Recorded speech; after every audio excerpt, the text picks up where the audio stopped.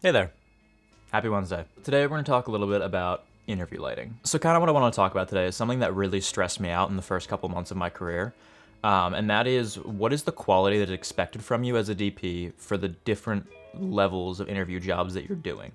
When I was, starting out, I didn't know that there were different levels of polish or different levels of quality of interview jobs. I thought, if it's an interview, it should look like a Netflix documentary, and if it doesn't look like that, you've failed. And this, it really messed with my head. I did a bunch of, obviously run and gun interview jobs that did not look like Netflix sit down interviews. I don't think they looked bad, but they definitely didn't have that level of polish to them. And I would really beat myself up over it like I was doing something wrong. I do think it helped me to get better, but I don't think it was mentally healthy or necessary because, the more jobs that I did and the jobs that I started getting brought on that were requiring a higher polish level, I kind of started to realize that there are different levels of interview jobs, and not all interview jobs are created equal. And so, there are different requirements for different levels of jobs. And so that's kind of what I want to break down today is at least what I have found to be the quality marks that I need to hit as a DP for different levels of interview jobs. And now, again, take this all with a grain of salt because I have no idea what I'm talking about. I've been doing this for a year or so. If I'm wrong and, run and gun interview should look like a Netflix documentary, let me know and I'll work on that. Anyway, so let's move into kind of looking at the test interviews that I recorded here, and I'll kind of break down, what are the quality marks that I'm hitting for each one of them. First one we're gonna chat about here is the run and gun interview. Run and gun interviews, pretty much, there's two quality things that I'm trying to hit here. Exposed, composed. What I mean by that is is it exposed properly, and do you have a good composition? Other than that, there's not really much you can do to kind of massage and manipulate things. It's really kind of just picking the best spot in whatever room you're in and running with it. That's pretty much all you can do. And so, in this example here, what I did is we can talk about the composition first. I tend to try in run and gun scenarios where I don't have access to lights or things of that nature. I still want everything to feel balanced.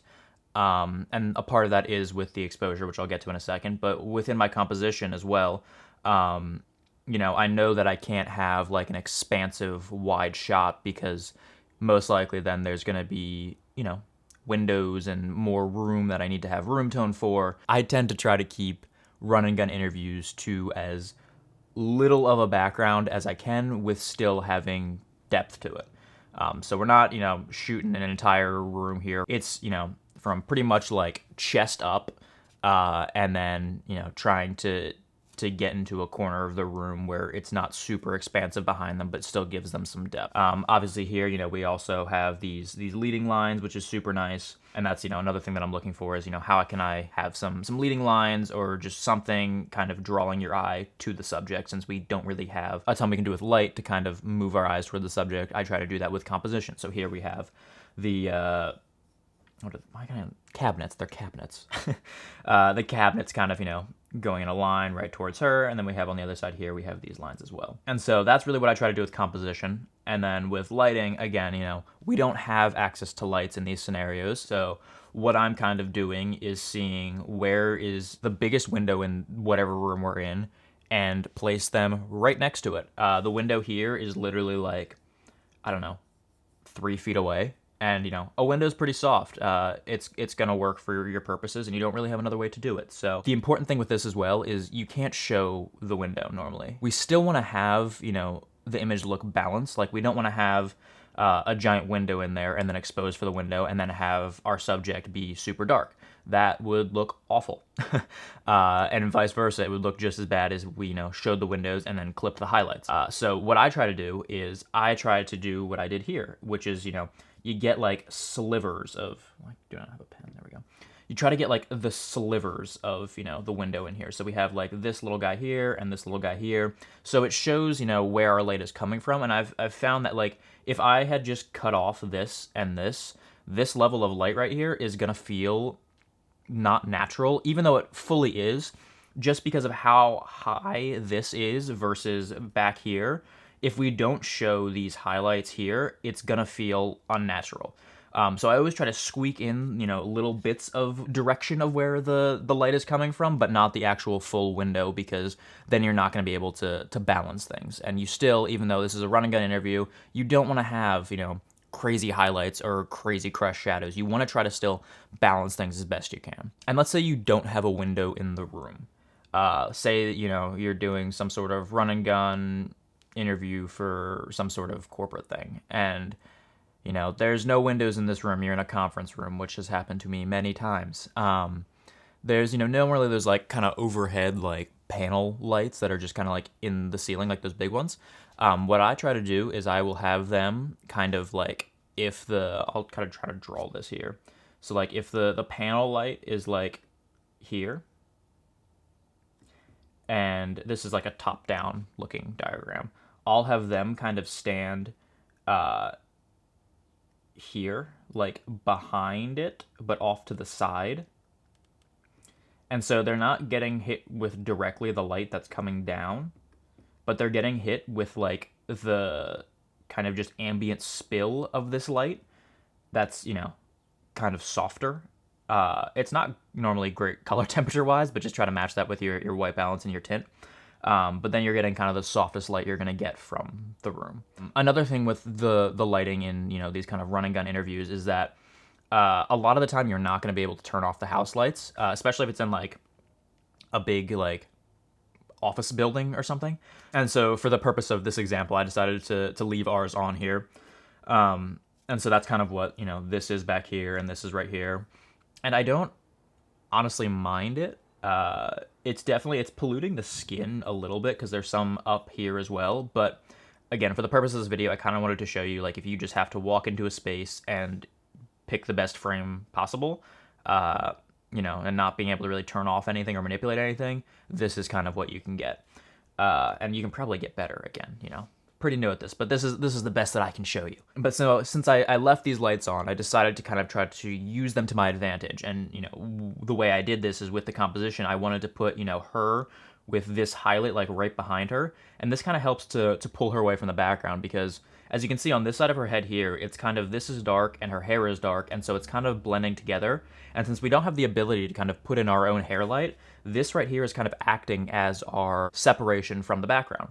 And this is something that I always try to do on run and gun interviews, is like, how can I use the natural lights that are just kind of in here, coming through a window, to shape and define my subject without actually, using film lights to do that, which is pretty much the overall gist of things, is, just put them in the best looking place in the room, don't have a super big background, and, try to have little bits of the highlights of where the light is coming from, but don't show the whole source. And that's pretty much all you got to do here. So moving on. This is now our next interview shot here. This is pretty much, the jobs where you have maybe 1, 2, 3 lights, maybe a PA. And, you gotta make it look as best as you can with those things. So my kind of rule of thumb with doing these is, still the same things from before are required here, expose, compose. After that, though, it's how can I use, naturally what this room is doing and polish it a little bit. So what I mean by that is, you're not fully changing the way that a room looks when you have 1, 2, or 3 lights. You're really just modifying it and trying to pretty it up a little bit. And so here what I did was, my key light, I used a Aputure Nova 300C, with a 8x of full grid, just kind of like mushroomed over top of it, and kind of pointed the head of the light down, so it was not actually going like directly through the diffusion, but it was kind of like trickling down the diffusion as it went down. So almost like how like this light here is coming through the shears just like ambiently, pretty much matching it the same way with the Nova and the little mushroom setup I have going here. And the reason I did that is because I needed more level to be able to key her and balance for this window. But I did want this light to still feel like it could possibly be coming from a, ambient light through shears. So to me, this is a good level of hard and soft. Like you can see here, like this isn't like a super super soft light. Like there definitely is still some harshness to it, but it is kind of, it's softer and wraps a little bit more than, a hard light would, and kind of looks like what I think just light, ambient light coming through these shears would look like. Then, the background to me was feeling a little bit flat. And this is something that I like to do whenever I have more than like one light. So like once my key light's set, this is the next thing that I'm doing, is I'm trying to get some sort of hard light shape texture in the background. This really just helps to add even more depth to the scene, even if like, you're not in a super, deep space. And to do this, I always, on every shoot that I'm on pretty much, I try to bring a spotlight mount, which is what I used here to kind of get this little slash of light going on in the background here. And I tried to match it kind of to like what the angle would be coming from this window. And as you can see, again, kind of just like, helps give our, little dark light pattern going across the frame. And it just helps to kind of give us another, highlight to be interesting to our eye. And then the last thing that I did for here was I just added a little hair light with a tube, and that kind of, adds a little bit of level on this side of her hair because, she has darker hair and it was starting to fall into darkness a little bit too much. I just wanted to bring a little bit of level back into here on this side. And that's, all I did for here, and pretty much all I would do for any kind of run and gun plus scenario where you have, 1 to 3 lights to kind of play with is, key them, make them feel, naturally lit in the space, really work with the light that you have. Don't try to change it entirely. Like here, we were not getting a high key scene. Like it just wasn't possible unless we were like looking into the other corner here and we didn't have to balance for that window, but it would not look as nice and it would look very flat. So this allows us to get the most amount of dimension, while still being able to balance for what we have here. Hopefully that made sense.